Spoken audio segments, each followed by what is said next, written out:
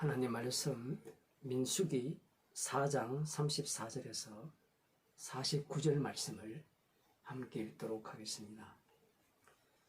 모세와 아론과 회중의 족장들이 고앗 자손들을 그 가족과 종족대로 계수하니 30세 이상으로 50세까지 회막 봉사에 입참하여 일할 만한 모든 자 곧 그 가족대로 계수함을 입은 자가 2750명이니 이는 모세와 아론이 여호와께서 모세로 명하신 대로 회막에서 종사하는 고핫인의 모든 가족 중 계수한 자니라.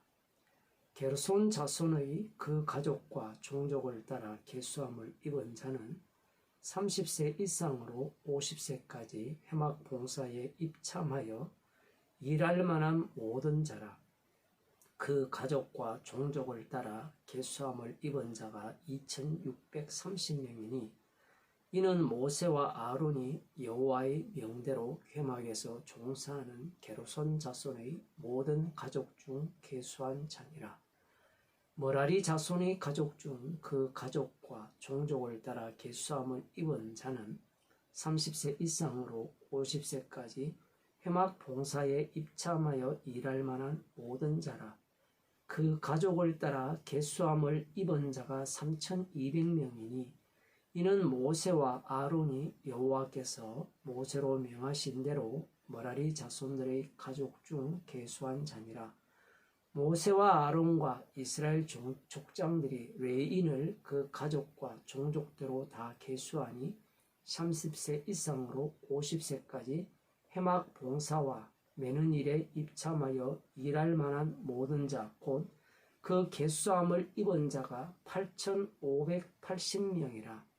그들이 그 할 일과 낼 일을 따라 모세에게 계수함을 입었으되 여호와께서 모세에게 명하신 대로 그들이 계수함을 입었더라. 아멘. 여호와께서 모세에게 이 게르손, 고앗 게르손, 머라리 자손이 회막 봉사에 입참하여 일할 만한 사람 30세에서 50세 사이의 그 수를 세라고 명하셨고요. 오늘 본문은 그 수를 센 개수가 이렇게 숫자가 기록되어 있습니다. 우리들은 이 말씀 밖에 있기 때문에 숫자 셈이 무슨 의미가 있느냐 이렇게 생각할지 모르지만 말씀은 우리를 떠나서 있는 게 아니고요. 우리들은 말씀 속에 있죠. 이 숫자라는 것은 굉장히 민감합니다. 조금 있으면 대한민국과 포르투갈이 축구 경기를 한다라고 하잖아요. 그러면 그 모든 걸 숫자로 이야기를 해요. 그 숫자가 무엇을 의미합니까?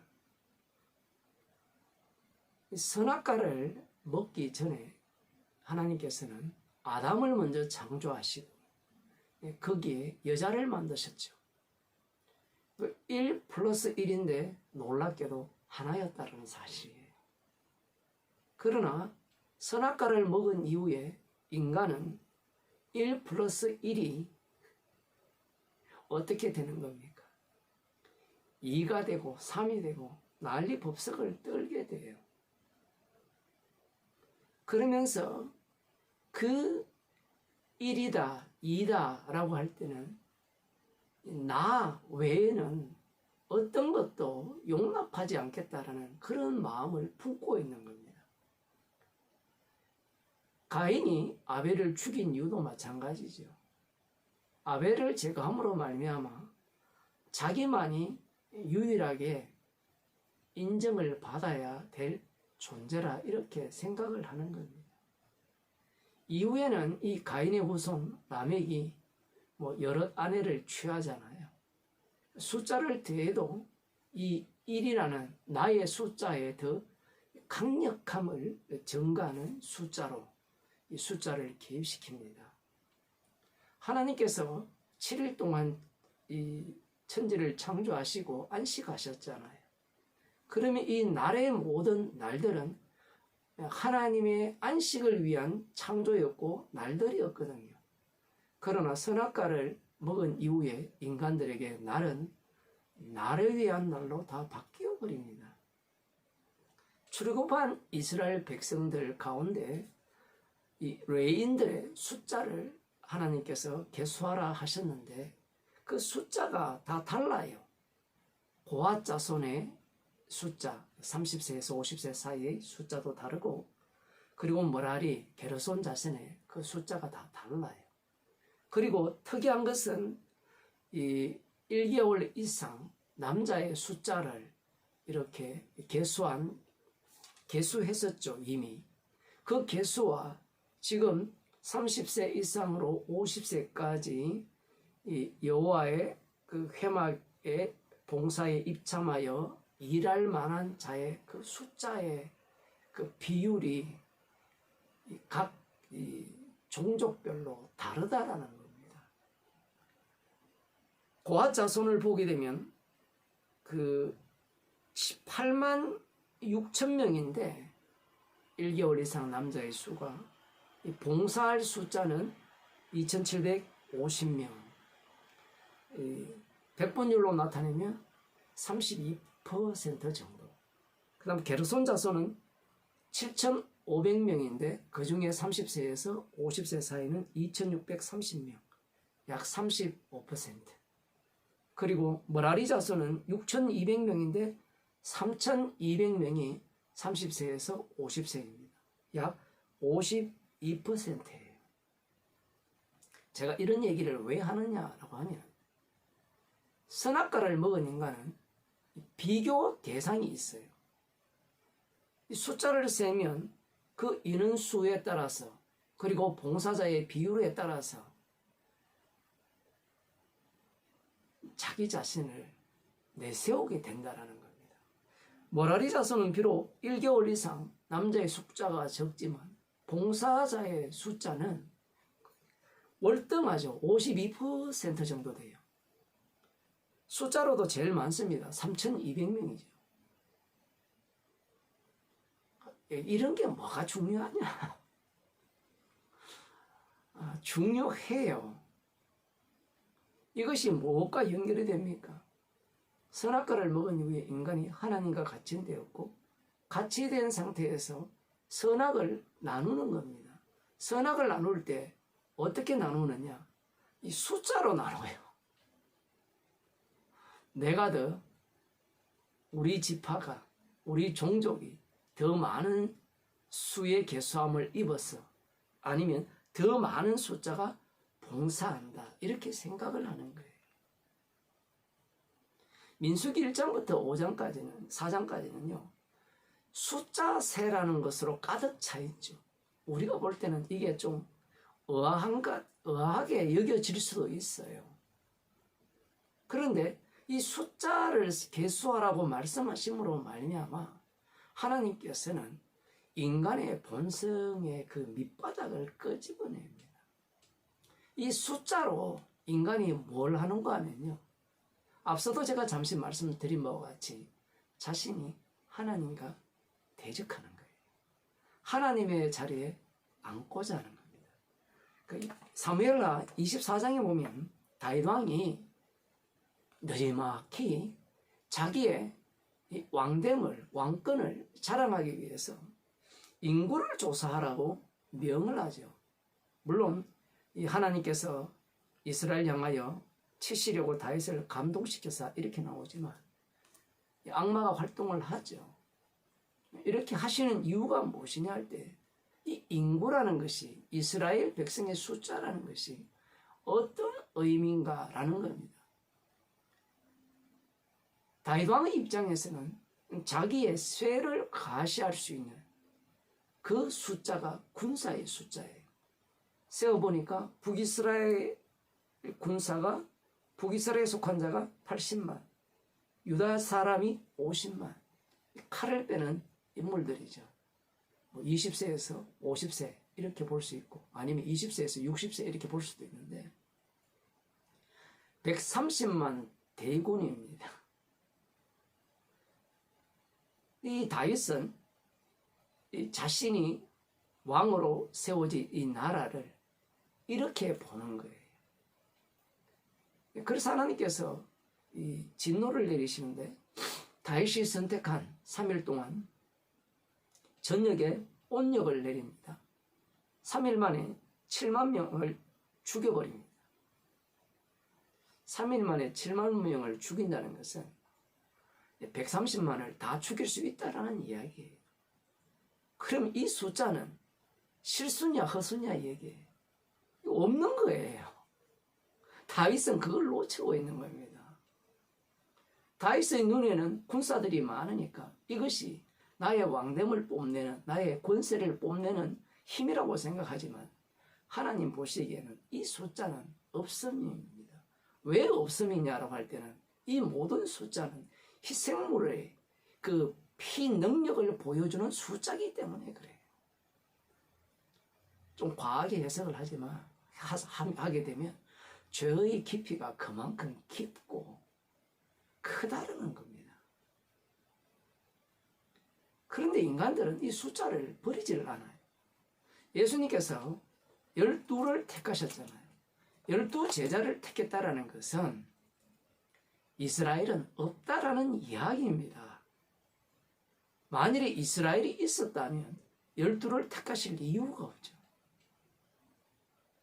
그런데 그 12이 고스란히 유지가 되느냐라고 할 때는 가룟 유다가 날아가죠. 사도행전 1장을 한번 보겠습니다.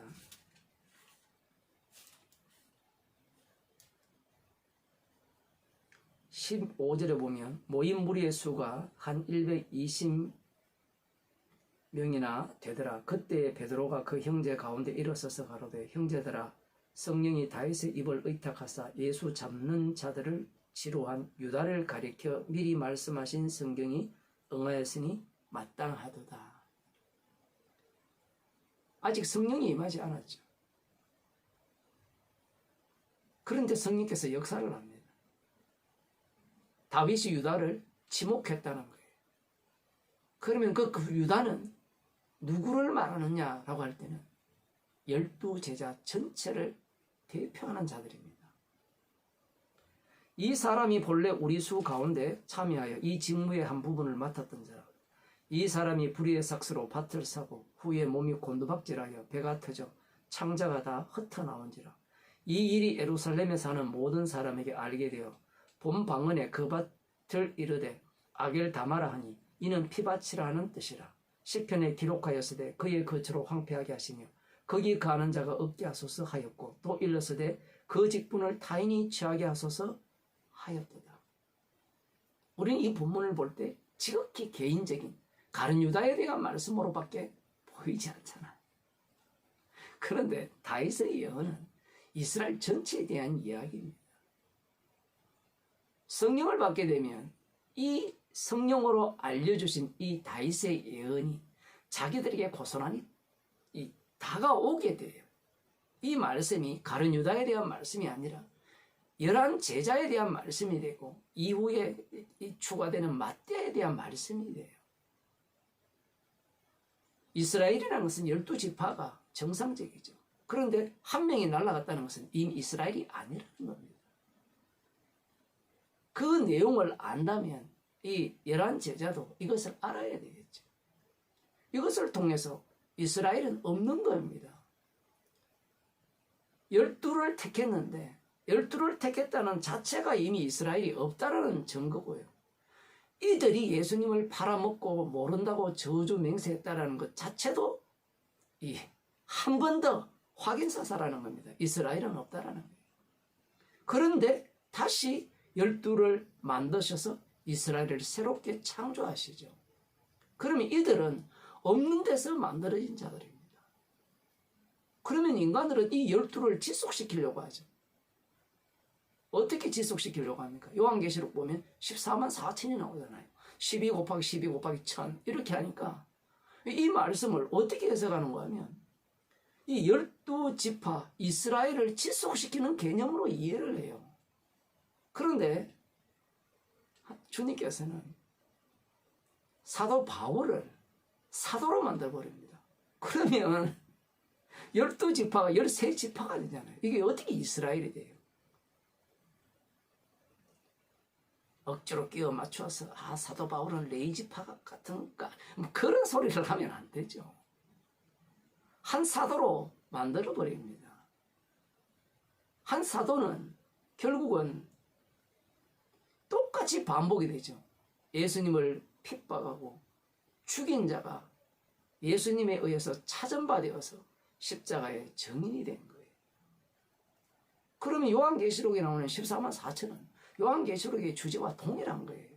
죽임당한 어린 양의 피공로를 덮어 씌웠기 때문에 그들이 자랑할 것은 어린 양의 피밖에 없어요. 그 피를 이야기하는 14만 4천이에요. 그런데 인간들은 14만 4천의 날을 집어넣죠. 숫자의 날을 집어넣는 이유는 내가 판단자가 되기 때문에 그래요. 말씀에 나오는 모든 숫자는 너는 판단자가 아니야, 너는 심판자가 아니야 라는 것을 고발하는 말씀인데 인간들은 그 숫자를 속에 자기를 집어넣는 거예요. 이런 숫자들이 우리 일상 속에 다 들어온 겁니다. 오늘 축구 누가 이길까? 몇 대 몇으로 이길까? 왜 거기에 관심이 있어요? 확률은 몇 프로다? 확률 이야기를 왜 합니까? 확률이 50% 이상 되면 기대감을 갖고 50% 이하 되면 기대감이 줄어들고 그러면 변명할 여지가 나에게 다 생기는 거예요. 그래, 원래 질 경기였지. 원래 이길 거였지. 로또를 사는 것도 마찬가지잖아. 1%라도 된다면 희망을 거는 거고 안 되면 그래 원래 안 될 거니까 모든 게 자기 중심이에요. 자기가 심판주라는 거예요. 이 세상에 이 숫자로 들어오지 않는 영역은 없는 거예요. 교회도 마찬가지죠. 교회가 다 숫자로 다 바뀌었죠. 교인 수가 몇 명입니까? 그 다음 나오는 게 연보가 얼마 나옵니까? 사례 얼마 받습니까? 예배당 땅값은 얼마입니까?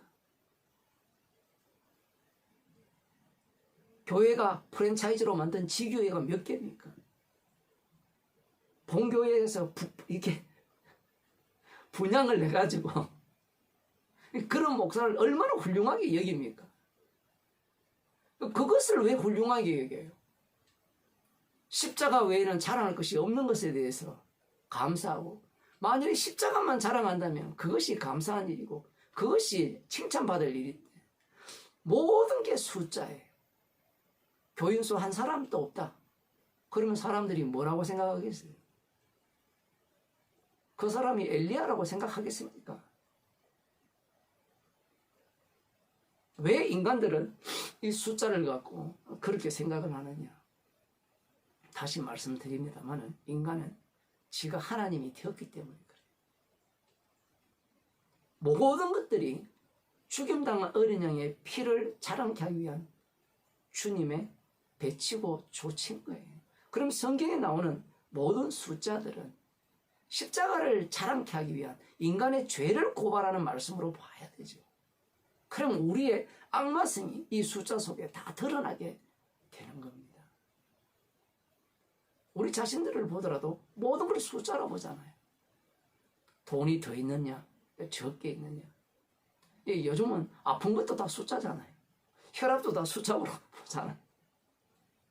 거기에 왜 그렇게 관심이 많으냐 이 얘기예요. 내가 판단자인 거예요. 내가 심판자인 거예요. 그런데 성경은 정반대로 이야기하죠. 심판주는 십자가신 주님뿐입니다. 그 피를 자랑케 하기 위해서 주님은 이 세상을 인간들이 이 숫자를 갖고 자기 위주로 해석하는 그 모든 영역들을 끊임없이 만들어내시는 거예요. 기도하시겠습니다.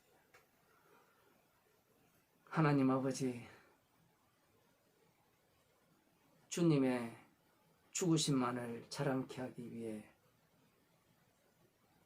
12지파를 만드시고 없애시고 또 12제자를 부르시고 그런 가운데 우리의 악마성은 더욱더 노골적으로 드러남을 말씀을 통하여 들려주심을 감사드립니다. 말씀을 통하여 세상이 돌아가는 것을 보면서 주님의 죽으심을 알게 하여 주시고 십자가의 사랑의 깊이를 깨닫는 주의 백성이 되게 하여 주시고 십자가만을 마음껏 자랑하는 주의 백성이 되게 하여 주옵소서. 예수님 이름으로 기도드리옵나이다.